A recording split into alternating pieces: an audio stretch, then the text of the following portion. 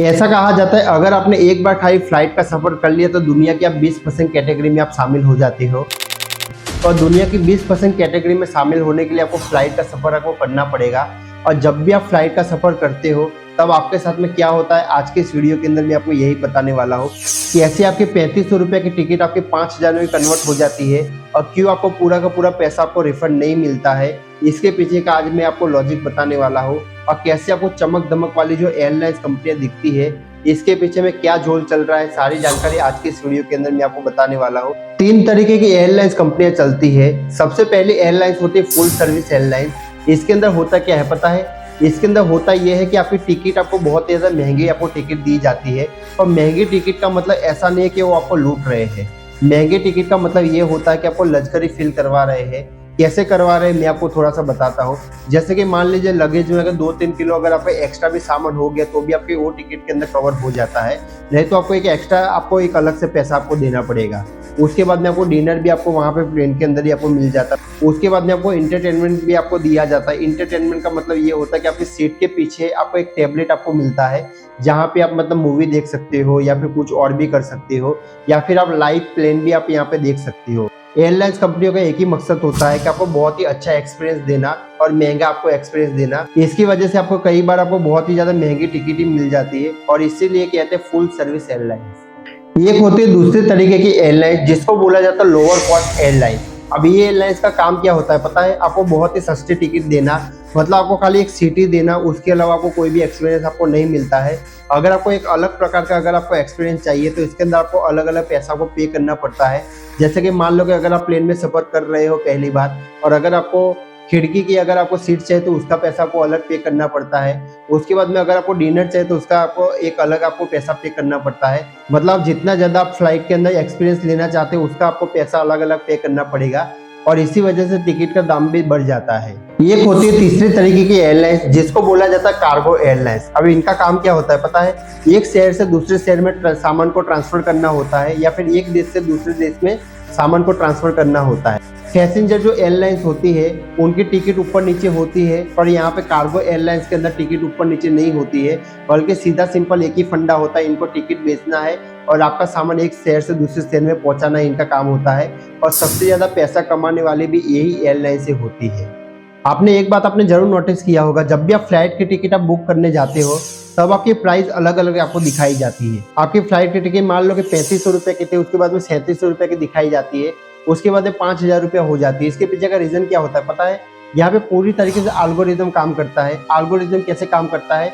आप जब भी वहाँ पे डेट डालते हो तो एल्गोरिदम को लगता है कि यही डेट को आपको जाना है और अगर आप इमीडिएटली तभी आप टिकट बुक नहीं करते हो उसके बाद में एल्गोरिदम समझते हैं कि आपको कंफर्म जाना है। ठीक है, आप जितनी भी बार आप टिकट को बुक करने जाओगे उतनी बार एल्गोरिदम क्या करे, थोड़ी थोड़ी प्राइस को बढ़ाता जाएगा। इससे एल्गोरिदम का एक ही फायदा होता है कि आपको कैसे भी करके ज़्यादा से ज़्यादा पैसा आपसे निकलवाना है।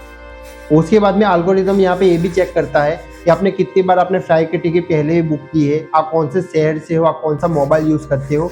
ये सब कुछ देखने के बाद में एल्गोरिदम क्या करता है, ऑटोमेटिक वो प्राइस को बढ़ा देता है। अगर आप चाहते हो कि मैं ज़्यादा पैसा ना दूँ और मेरी टिकट भी बुक हो जाए तो सिंपल एक ही तरीका है कि आपको कहाँ पे जाना वो पहले सबसे पहले आपको कंफर्म करना है और कब जाना है ये आपको कंफर्म कर लेना है। ठीक है, और जब भी आप फ्लाइट की टिकट आप बुक करने बैठते हो तब आपको अलग अलग वेबसाइटों पे जाना है जहाँ पे भी आपको एक अच्छा दाम मिलता हो उस समय में तुरंत ही आपको वहीं पे आपको फ्लाइट को आपको बुक कर लेना है। एल्गोरिदम को समझने का आपको मौका नहीं देना है, नहीं तो एल्गोरिदम अगर आपको समझ गया तो उसके बाद में होगा कि आपको धीरे धीरे करके वो प्राइस को आपका बढ़ाता रहेगा और इससे आपकी जेब का यहाँ पे नुकसान होने वाला है। एयरलाइंस कंपनियों के एक सच आप नहीं जानते होंगे, वो लोग क्या करते हैं ओवर टिकट को बुक करवा देते हैं। कैसे करवाते हैं पता है? 180 लोगों की फ्लाइट टिकट थी और उसके बाद में वो लोग क्या करते हैं पता है? 180 लोगों की बुक नहीं करवाते बल्कि 190 लोगों की करवाते हैं। अब 10 लोगों को एक्स्ट्रा क्यों करवाते हैं?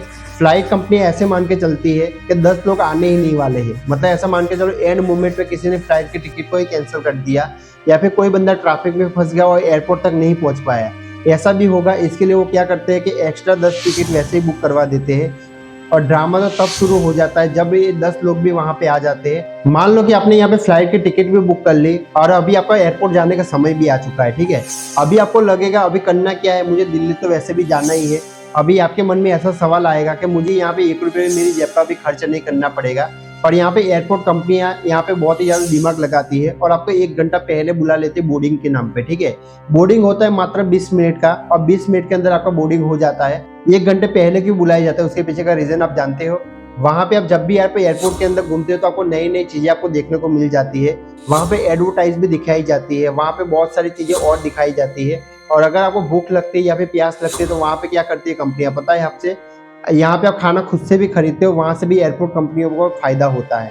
आपने जरूर सोचा होगा कि इतनी ज्यादा महंगी फ्लाइट की टिकट होती क्यों है, क्योंकि ट्रेन की टिकट तो इतनी महंगी होती नहीं है। और मैं आपको बता रहा हूँ कि 30% से लेकर 40% जो जितना भी एयरलाइंस का प्रॉफिट होता है उसका पूरा का पूरा पैसा पेट्रोल में चला जाता है। मतलब ऐसा मान के चलो कि अगर पेट्रोल सस्ता हुआ तो आपकी टिकट सस्ती हो जाएगी, अगर पेट्रोल महंगा हुआ तो आपका टिकट भी महंगा हो जाएगा। आपके मन में भी ये सवाल जरूर आया होगा, जब भी हम फ्लाइट की टिकट कैंसिल करवाते हैं तो पैसा इतना रिफंड हमको कम क्यों मिलता है। जैसे मान लो कि 4000 की टिकट थे तो 600 रुपये मिलता है, तो कभी कभार तो 140 रुपये हमको मिलता है। तो इसके पीछे का रीजन क्या पता है, फ्यूचर प्रिडिक्शन के ऊपर कंपनियां काम करती है। जैसे मान लो कि आपने जब भी फ्लाइट की टिकट बुक किया था तो कंपनी ने क्या किया था, आपके नाम के ऊपर एक सीट को रिजर्व कर दिया था। ठीक है, अब जब भी आप फ्लाइट को कैंसिल करते हो तो कंपनी क्या करता है, तुरंत ही वो टिकट को बेच नहीं पाती है। इसकी वजह से भी आपको यहाँ पे रिफंड बहुत ही ज़्यादा कम मिलता है, क्योंकि आपको पता है कि फ्लाइट अब जैसे ही खाली जाएगी तो बहुत ही ज़्यादा नुकसान आने वाला है। सरकार के जीएसटी टैक्स मिला दो, एयरपोर्ट का चार्ज मिला दो, सब कुछ मिलाने के बाद में वो पैसे को मतलब रिफंड नहीं करती है, मतलब बहुत ही ज़्यादा पैसा कम आपको रिफंड आपको किया जाता है। इसीलिए कहते हैं कि जब भी आपको फ्लाइट की टिकट बुक करवानी हो तब आपको कंफर्म हो कहीं जाने का तभी आप बुक करवाओ, नहीं तो बहुत ही बड़ा आपको यहाँ पे नुकसान देखने को मिल जाता है। बहुत से लोगों को ऐसा ही लगता है कि एयरलाइंस कंपनियां बहुत ही ज़्यादा पैसा कमाती होगी और अभी तक मुझे भी यही लग रहा था। और जब भी मैंने वीडियो को बनाया, वीडियो बनाने के बाद में जब मैं इसके ऊपर रिसर्च कर रहा था तब जाके मुझे पता चला कि एयरलाइंस कंपनियां चलाना बहुत ही ज़्यादा आसान भी नहीं है और बहुत ही ज़्यादा मुश्किल है। इसके पीछे का रीज़न मैं आपको बता रहा हूँ। एयरपोर्ट के ऊपर जब भी फ्लाइट खड़ी होती है और जितने भी मिनट यहाँ पे फ्लाइट खड़ी होगी उतनी मिनट का एयरपोर्ट को यहाँ पे चार्ज देना पड़ता है। और उसके बाद में मान लो कि अगर हवा में फ्लाइट होती है एयरपोर्ट को फायदा होता है। मतलब ऐसा ही मान के चलो जैसे कोरोना जैसे महामारी आ गई है ना, उस समय फ्लाइट ये उड़ नहीं रही थी, उस समय एयरपोर्ट वाले बहुत ही ज़्यादा पैसा कमा रहे थे। जितने भी एयरलाइंस कंपनियां थी उस समय क्या कर रहे थे पता है, उस समय एयरपोर्ट को पैसा दे रहे थे पार्किंग के नाम पे। उसके बाद में यहाँ पे कहीं पे वॉर हो गई तो वॉर होने की वजह से भी फ्लाइट को यहाँ पे कैंसिल करना पड़ता है। कहीं पे आधे तूफान आ गया तो वहाँ पे फ्लाइट को कैंसिल करना पड़ता है। और जितनी बार फ्लाइट यहाँ पे कैंसिल होती है उतना ज़्यादा एयरलाइंस को यहाँ पे नुकसान आ जाता है। अगर पेट्रोल महंगा हो गया तो वो लोग टिकट नहीं बेच पाते। और साथ ही साथ यहाँ पे होता क्या है पता है, अगर मान लो कि 180 लोगों की सीट थी, अगर 150 लोग ही आए तब भी फ्लाइट को तो टेक ऑफ करना ही पड़ेगा, फ्लाइट को तो यहाँ पे उड़ा नहीं पड़ेगा। अगर तब भी वो लोग फ्लाइट को नहीं उड़ाते तब भी यहाँ पे नुकसान आ जाता है, क्योंकि 30 लोगों का नुकसान तो पहले ही झेल चुके हैं। तो उम्मीद करता हूँ कि आज का ये वीडियो आपको जरूर पसंद आया होगा। अगर आज का ये वीडियो पसंद आया तो प्लीज चैनल को सब्सक्राइब किए बिना जाइएगा नहीं। अगला वीडियो आपको कौन से टॉपिक पे चाहिए नीचे कमेंट करके आपको जरूर बताना है। मिलता है एक और नई वीडियो के साथ, तब तक के लिए बाय बाय। मेरा वीडियो देखने के लिए थैंक यू दोस्तों।